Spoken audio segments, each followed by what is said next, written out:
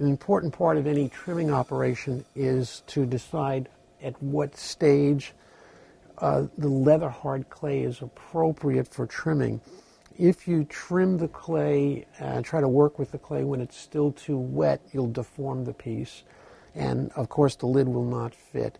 If you wait too long a time and the piece approaches the bone dry stage, then it is very fragile, and just the operation of trimming might cause a crack in the piece, and when you're trimming you're going to kick off a lot of clay dust.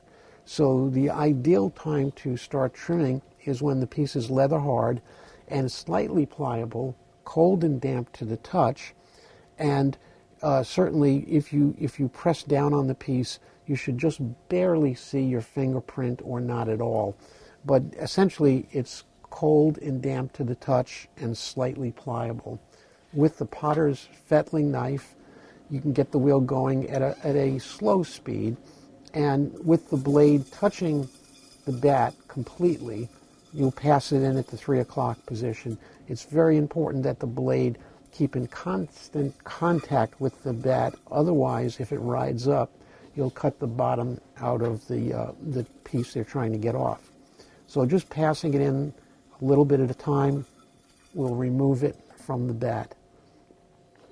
The next step is to turn it over and center it in the middle of the bat. And this can be accomplished two ways.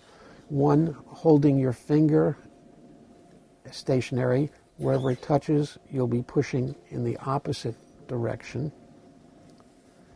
Or two, using the needle tool and holding it stationary over the piece,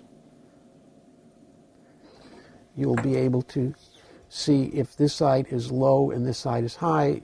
It has to be moved towards the low side. Those two methods will enable you to center the lid.